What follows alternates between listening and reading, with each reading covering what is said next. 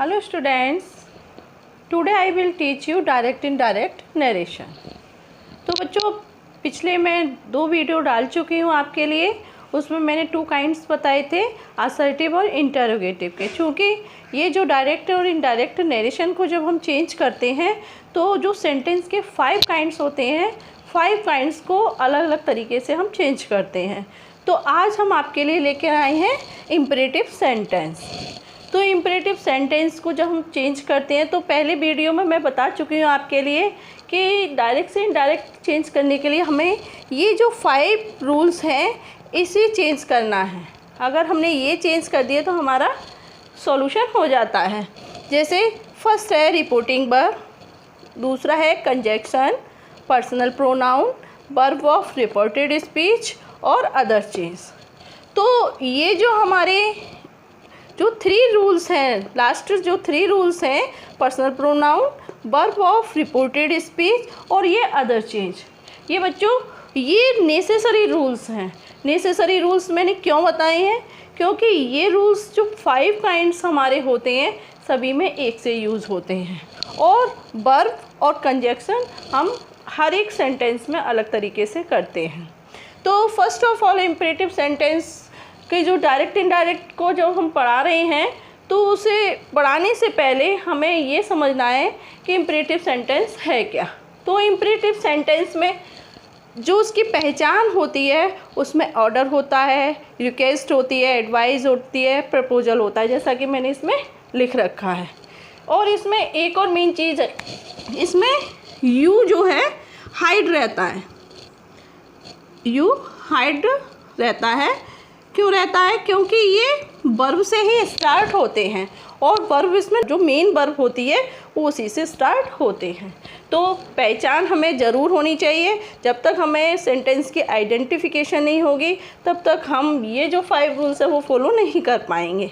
अब हम चलते हैं रूल्स को किस तरह से फॉलो करना है। फर्स्ट ऑफ ऑल हम देखते हैं वर्ब, रिपोर्टिंग वर्ब। तो हमने ये पहले बता ही चुके हैं। ये जो हमारा पार्ट है ये हमारा रिपोर्टिंग वर्ब बोलते हैं। इसे क्या बोलते हैं? Reporting verb. शॉर्ट में इसे क्या बोल देते हैं? आरवी। और इस वाले पार्ट को हम कह देते हैं रिपोर्टेड स्पीच, और क्या बोल देते हैं इसे शॉर्ट में? इसे आरएस। तो मैं आरवी आरएस करके बोलूँगी। तो first of all reporting verb. अब ये रिपोर्टिंग का पोर्शन हमारा है तो ये सारी हमारी फैमिली क्या है? रिपोर्टिंग फैमिली है, और ये हमारी क्या है? रिपोर्टेड फैमिली है।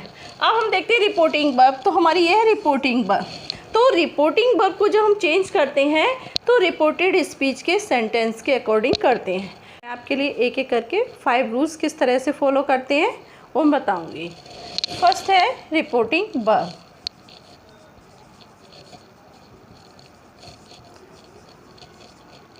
तो इम्परेटिव सेंटेंस की जब हम रिपोर्टिंग वर्ब को जब चेंज करेंगे तो जो आरएस पार्ट है, आरएस पार्ट के हम भाव को देखेंगे कि इसमें क्या भाव है, इसमें अर्थ मीन्स क्या निकल रहा है। तो जैसे इसमें है the teacher said to me learn your lesson, तो इसमें ऑर्डर का निकल रहा है। इसी तरह से अन्य कोई वाक्य होगा उसमें क्या निकलेगा? रिक्वेस्ट का निकलेगा, क्योंकि ये भाव के अनुसार इसमें रिपोर्टिंग वर्ब का चेंज होता है। तो इसमें सैड को भाव के अनुसार रिक्वेस्टेड,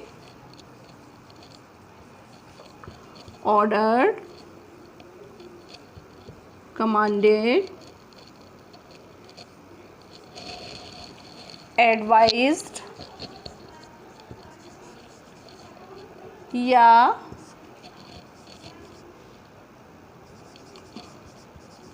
प्रपोज्ड और सजेस्टेड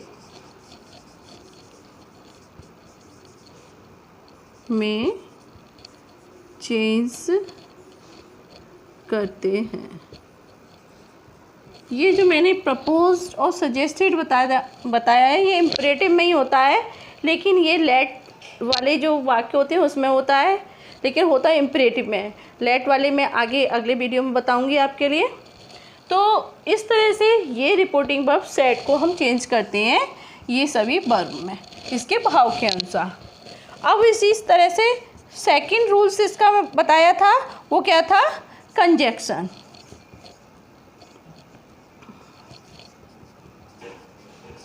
अब कंजक्शन में क्या है कि कंजक्शन में हम यहाँ पर केवल टू का प्रयोग करेंगे, वो भी वर्ब से पहले। तो इसमें वर्ब से पहले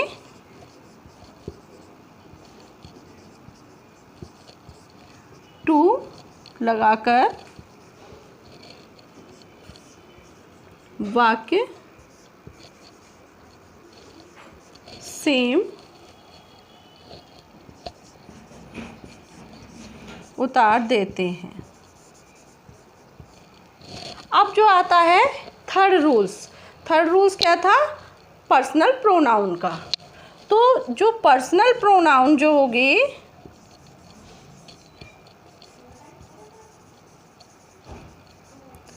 वो होता है पर्सनल प्रोनाउन का फर्स्ट पर्सन को सेकंड, फर्स्ट पर्सन अगर इधर आता है रिपोर्टेड चीज़ में, आरएस में यदि फर्स्ट पर्सन कहीं भी आता है उसे हम किसके अनुसार, सब्जेक्ट के अकॉर्डिंग चेंज करते हैं। और सेकंड पर्सन यदि आता है उसे हम ऑब्जेक्ट के अकॉर्डिंग चेंज करते हैं। जो मैंने असर्टिव जो वीडियो डाली थी आपके लिए असर्टिव सेंटेंस की, उसमें मैंने क्लियर कर रखा है, जिसने नहीं देखा वो देख ले तो अच्छे से समझ में आ जाएगा। इसे हम शॉर्ट में बोल भी देते हैं, सन बट्टा 123। अब इसका मतलब क्या है, सन बट्टा 123 का फर्स्ट पर्सन को सब्जेक्ट के अकॉर्डिंग। तो फर्स्ट पर्सन यहाँ अगर कहीं भी आता है तो हम सब्जेक्ट के अकॉर्डिंग चेंज करेंगे, ठीक। और अगर सेकंड पर्सन अगर आता है उसे हम ऑब्जेक्ट के अकॉर्डिंग चेंज करेंगे। यहाँ कहीं आरएस में सेकंड पर्सन आता है तो हम किसके अकॉर्डिंग चेंज करेंगे, ऑब्जेक्ट के अकॉर्डिंग। और थर्ड पर्सन अगर होता है तो नो चेंज, इसमें कोई भी चेंज नहीं करते हैं। तो क्लियर है कि हमें फर्स्ट और सेकंड पर्सन अगर इधर आता है मीन्स आरएस में आता है तो हमें चेंज करना है, और थर्ड पर्सन अगर आता है तो हमें सेम ऐसे ही उतारना है। तो क्लियर हो रहा होगा। और अच्छे से क्लियर नहीं है तो असर्टिव वाली वीडियो देख के पूरी तरह से उसमें दिया हुआ है। तो इसीलिए मैंने ये जो लास्ट 3 रूल्स थे वो मैंने नेसेसरी रूल्स बताए हैं। वो रूल्स सारे एक ही में ही फॉलो होंगे, मतलब सारे जो 5 काइंड्स हैं सब में एक ही प्रकार के ही रूल्स फॉलो होंगे। अब 4 है हमारा वर्ब ऑफ रिपोर्टेड स्पीच। मैंने उसमें बता दिया है लेकिन यहाँ भी मैं शॉर्ट में बताती हूँ। Verb of reported speech, verb of reported speech RS के जो है वर्ब का हम चेंज करेंगे। तो इसमें टेंस अगर होता है तो हम चेंज करेंगे, वो क्या होता है, प्रेजेंट को पास्ट में और पास्ट को परफेक्ट में। इससे हमारा पूरी तरह से क्लियर हो जाएगा। जितने भी है प्रेजेंट इंडेफिनिट को पास्ट इंडेफिनिट में, पास्ट इंडेफिनिट को पास्ट परफेक्ट में, प्रेजेंट कंटिन्यूअस को पास्ट कंटिन्यूअस में, पास्ट कंटिन्यूअस को पास्ट परफेक्ट कंटिन्यूअस, मतलब प्रेजेंट को पास्ट में, पास्ट को परफेक्ट में, इज़हार को बाज वर्ब में, विल को वुड में, कैन को कुड में, सेल को शुड में और मे को माइट में। इस तरह से चेंज किया जाता है। लेकिन जब वर्ब से स्टार्ट होता है, इम्परेटिव मोड होता है, तब तो कोई टेंस होता ही नहीं है। लेकिन इसमें जो क्लाउज लगा हुआ हो तो हमें सेंटेंस मान्य होगा, तो हम इसके अकॉर्डिंग हम चेंज करेंगे। 5 जो रूल्स हमारा होता है अदर चेंज। अदर चेंजेस में क्या है कि हर किसी में नहीं होता है, जैसे tomorrow, the next day, the following day, इसी तरह से यस्टरडे, द प्रीवियस डे, इस तरह की ईयर को देयर में, दिस को दैट में, दिस को दोज में, इस तरह से ये सारे रूल्स हैं वो सभी में सेम टाइप के यूज़ हमें करने हैं। तो मैंने पहले भी बताया ये 3 रूल्स हमारे सेम हैं। हमें इसमें इम्पोर्टेंट हमारा रूल्स क्या होता है, रिपोर्टिंग वर्ब और कंजक्शन का। अब मैं एक एग्जाम्पल से आपको चेंज करके बताती हूँ। जैसे the teacher said to me, teacher ने मुझसे कहा, लर्न योर लेसन, अपने पाठ को याद करो। तो देखो टीचर जो हमें बता रहा है तो ये हमारा ऑर्डर ही है, ठीक, टीचर का ऑर्डर है। तो यहाँ क्लियर है, हम रिपोर्टिंग वर्ब सेट को किस में बदलेंगे, ऑर्डर में। तो क्या हो जाएगा, द टीचर ऑर्डर्ड मी। जब हम ऑर्डर में चेंज करेंगे तो ये टू हट जाता है, ठीक। उसके बाद लर्न योर लेसन, अब आ जाता है कंजक्शन। कंजक्शन का मतलब तो समझते हो, कनेक्शन करना, मीन्स किसी कनेक्टिव्स को जोड़ना। जब हम जोड़ देंगे तो ये हमारा कैपिटल से जो लिखा हुआ है हमारे स्मॉल से हो जाएगा, क्योंकि हमारा वाक्य एक हो जाएगा। और यहाँ पर इन्वर्टेड कॉमा को हटाकर हम क्या लगा देंगे, टू लगा देंगे, कंजक्शन टू। तो टू लर्न, ये हमारी वर्ब है, फाइनाइट वर्ब है, मुख्य क्रिया है। तो ये हमारी फाइनाइट वर्ब है, तो हमने इससे पहले हमने क्या लगाया, टू लगाया। अब ये हमारी आती है पर्सनल प्रोनाउन। पर्सनल प्रोनाउन क्या है हमारी, ये देखते हैं कौन सा पर्सन है। आई भी हमारा कौन सा होता है, फर्स्ट पर्सन, और यू हमारा क्या होता है, सेकंड पर्सन। तो सेकंड पर्सन को हम किसके अनुसार बदलेंगे, मी के अनुसार, ऑब्जेक्ट के अनुसार। ये दिया भी हुआ है सनवट्टा 123, तो हमने इसको बदला। तो ये हमारा, ये देखेंगे हमारा क्या है, ये पजेसिव केस है। तो हम पजेसिव ही रखेंगे मी का पजेसिव। मी का पजेसिव क्या होता है, माई। तो हम क्या करेंगे, लर्न माई लेसन। तो इस तरह से बच्चों ये इम्परेटिव का आपको क्लियर हुआ होगा। इसके आगे कुछ अलग तरह के हैं, वो भी मैं आपको बताती हूँ। और भी रूल्स हैं वो मैं बताती हूँ। जैसे रिपोर्टेड स्पीच में आए वोकेटिव नाउन्स। वोकेटिव नाउन्स क्या होती है, जैसे कोई वाक्य में जो सब्जेक्ट है वो किसी नाउन्स के लिए एड्रेस कर रहा हो, लेकिन उस ऑब्जेक्ट के रूप में ना लिखा हो और वो बाद में लिखा हुआ, उसे हम वोकेटिव केस बोलते हैं। जैसे इसमें एग्जांपल से मैं बताती हूँ। The teacher said sit down boys. तो देखिए टीचर किससे बोल रहा है, ये किसको एड्रेस कर रहा है, बॉयज़ को। और तो ये जो हमारा क्या है, वोकेटिव केस है। तो इसमें ये रूल्स है कि जो आरएस में जो आता है vocative case, means vocative case की जो नाउन्स अगर आती है तो उसे हम रिपोर्टिंग वर्ब की ऑब्जेक्ट में यूज़ कर देते हैं। अब देखिए, अब इसका मतलब क्या है, teacher said sit down boys. तो उस टीचर ने किससे कहा है, बॉयज़ से कहा है। तो यहाँ पर हम क्या करेंगे, द टीचर। अब इसका हम भाव देखेंगे कि ये कहना क्या चाह रहा है, सिट डाउन बॉयज़। तो इसमें ऑर्डर है, द टीचर ऑर्डर्ड बॉयज़ अब टू सिट डाउन। टू हमने रूल्स के अकॉर्डिंग लगाया, वर्ब से पहले हमने क्या लगाया, टू। तो क्लियर हो रहा है कि ये वोकेटिव नाउन्स अगर आता है तो इसे हम कहाँ रख देंगे, यहाँ ऑब्जेक्ट के स्थान पर रख देंगे। इसे हम ऐसे ही आरएस में नहीं छोड़ेंगे। अगला नेक्स्ट है कि नेगेटिव जो सेंटेंस होते हैं, इसमें जो इम्परेटिव सेंटेंस होते हैं इसमें नेगेटिव भी होते हैं। और नेगेटिव किससे बनते हैं, डू नॉट से बनते हैं। ये तो हमने सेंटेंस की जो वीडियो बनाई थी उसमें बता दिए थे कि नेगेटिव किस तरह से बनते हैं। जैसे सिट डाउन, और अगर हम इसका नेगेटिव कहेंगे तो क्या कहेंगे, डोंट सिट डाउन, मत बैठो। तो इसी तरह से अब ये जब इसका जो बनेगा, नेगेटिव सेंटेंस का जब बनेगा तो इसका थोड़े दो प्रकार से हम बना सकते हैं। एक तो फॉरवर्ड से भी बन जाता है, और एक हम जो हमने साधारण रूल्स है उसी तरह से बना देते हैं। जैसे he said to me do not waste your time.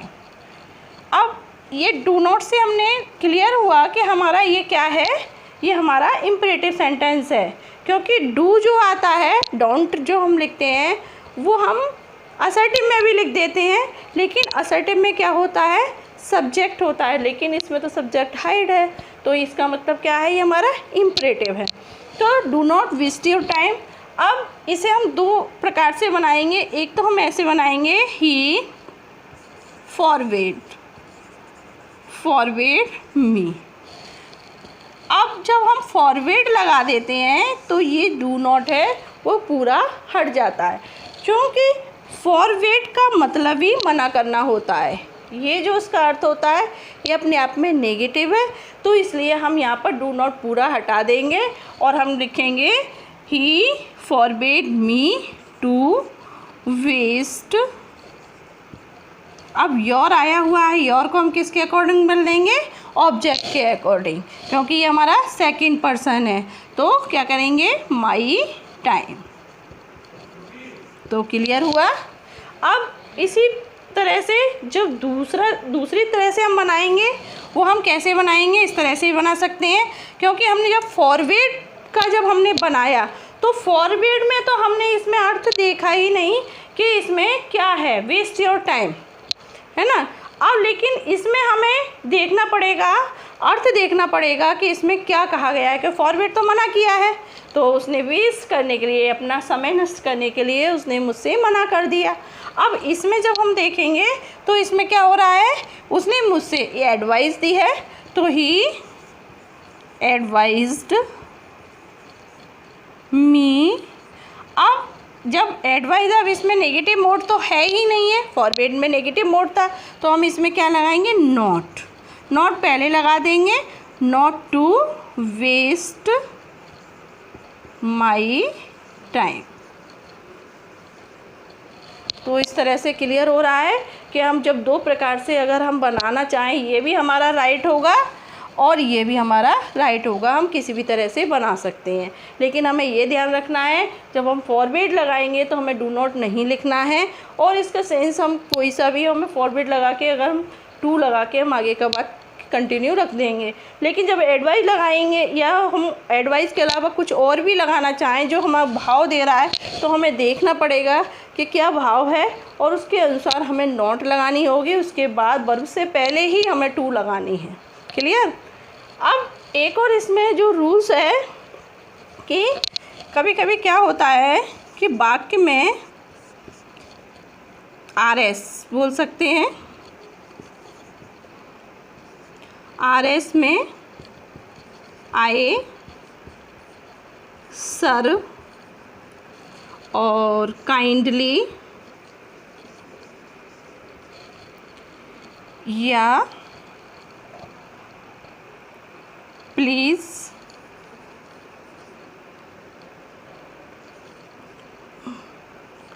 का प्रयोग हो, तो हम क्या करते हैं? इन शब्दों को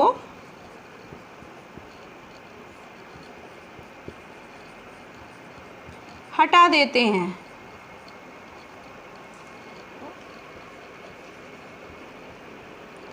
तथा सेड को रिक्वेस्टेड में चेंज कर देते हैं।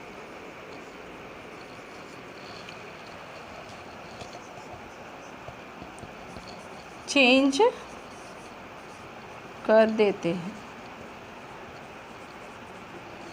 ठीक। जैसे यदि RS में क्या आता है? सर आ जाता है, काइंडली आ जाता है, प्लीज़ आ जाए, तो हम क्या करेंगे? इन शब्दों को तो हम हटा देते हैं, लेकिन जो रिपोर्टिंग वर्ब सेड है उसे हम किस में बदलते हैं? रिक्वेस्टेड में बदल देते हैं। तो आगे का वाक्य हम सेम उसी तरह से बनाएंगे। एक मैं एग्जांपल लेके बताती हूँ आपके लिए। Said to Geeta kindly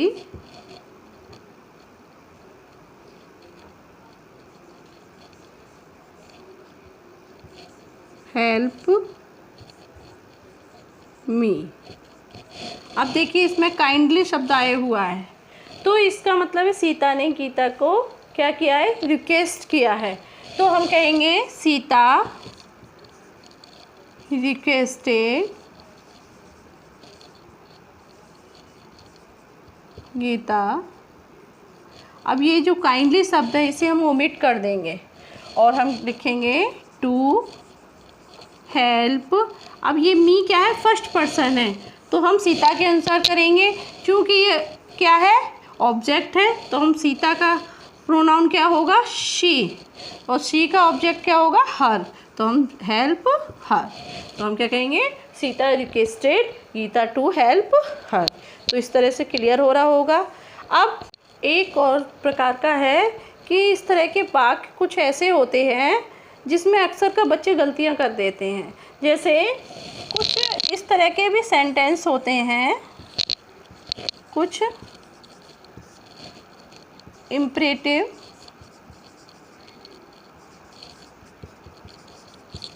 sentence देखने में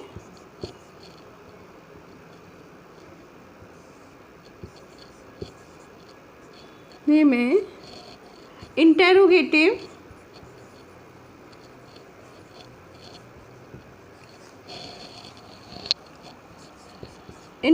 लगते हैं, लेकिन क्या होता है, वो इंटेरोगेटिव नहीं होते हैं।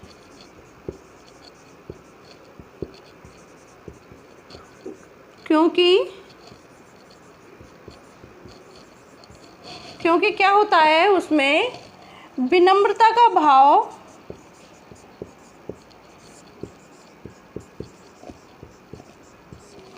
प्रकट होता है। देखिए, देखने में तो बिल्कुल क्लियर हमें ये लगेगा इंटरोगेटिव है, लेकिन वो इंटरोगेटिव नहीं होता, वो इम्परेटिव मूड में होता है और उसमें क्या होता है, विनम्रता का भाव होता है।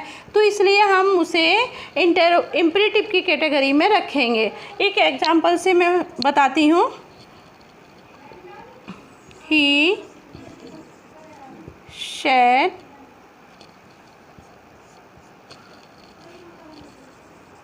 could I use your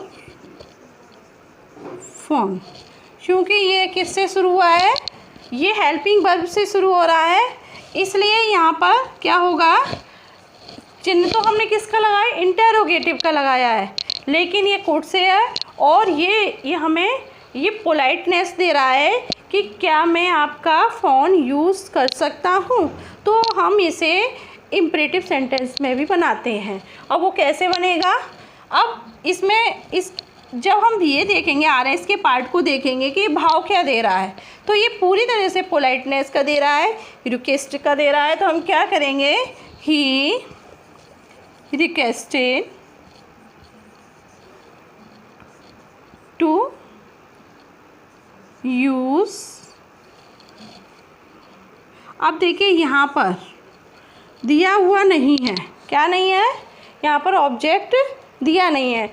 जब ऑब्जेक्ट नहीं दिया हुआ होता है तो हम अपनी अकॉर्डिंग चेंज करते हैं, तो थर्ड पर्सन में चेंज कर देते हैं, या हम यहाँ पर रिक्वेस्टेड मी, हम यहाँ पर मी का भी यूज़ कर सकते हैं।